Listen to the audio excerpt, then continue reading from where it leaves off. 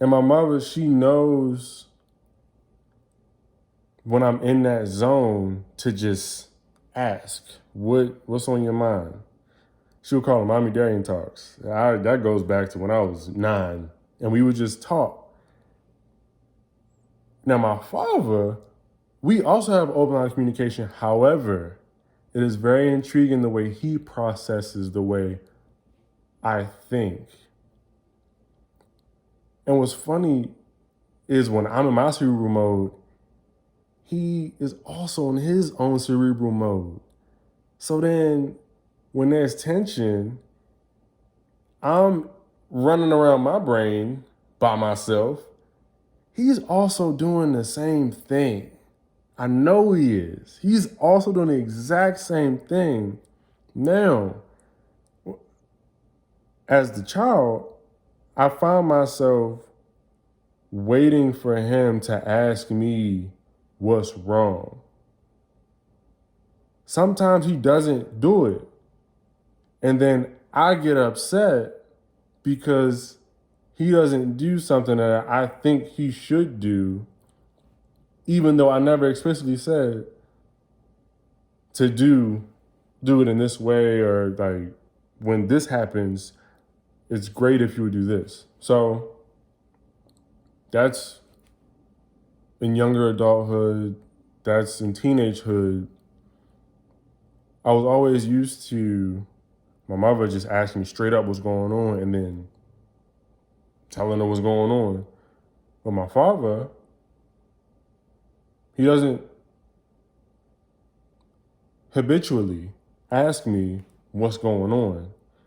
I would have to either start a conversation, or if we don't have the conversation, we just don't have it, at least in the timely manner when I think we should have it, or when the thing is at its boiling point. That's when the conversation starts. But there was resentment that I was holding towards how my parents would address my emotional process, would address how I would think about things. So, in both relationships, there was a little bit of resentment where I can remember when my mother would want to have mommy Darian talks, and I'd just be like, I don't feel like talking, or I don't have the answers you're looking for. I don't know. This is annoying. Please, I'll come to you when I'm ready to talk. But then for my father, he didn't ask me to talk. And then I was like, man, why don't you ask me to talk?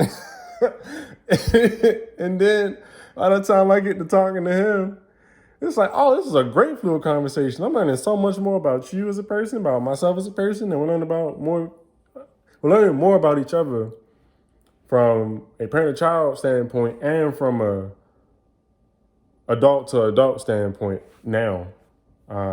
But it's so intriguing how that resentment was there. It wasn't tied to hatred. It wasn't tied to a big blow up event, but it was tied to years and years of not understanding how I process my own emotions and how I perceive my parents to process how I process my emotions.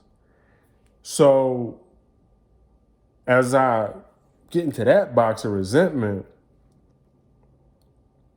with just my parents and my individual relations with them, it's opening up so many other doors to understand, yo, where else am I harboring resentment without even realizing it?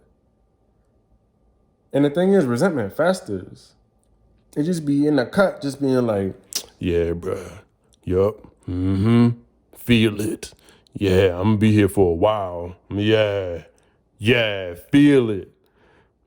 Uh-huh. And I just be like, man, why do I feel like this? But I really, I really think that for all the problems that I think I have, For all the problems that I think exist within a given relationship, whether it be my parents, with other family members, with coworkers, with friends, acquaintances, a lot of it, from my perspective, over the course of my own life, has boiled down to just me not communicating honestly, vulnerably, and transparently. And sometimes the hesitation just comes from fear of how the other person is going to respond, or how the other person is going to perceive what I bring to them.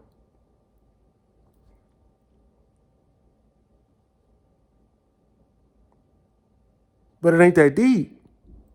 Never was. Never will be. I mean, sometimes it can be heavy. Sometimes it can actually be like, whoa, this is a bit much. Whoa.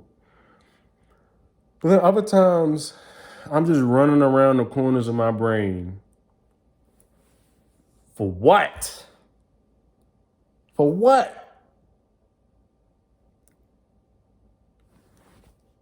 And I know I'm not the only one. I know I'm not the only one.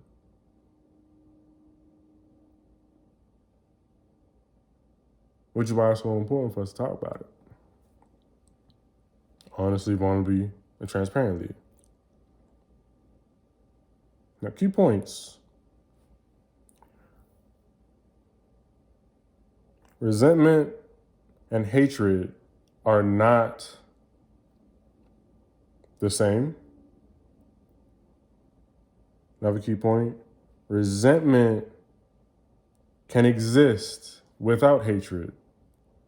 And that's a key point, because for so long, me linking resentment to hatred, it prevented me from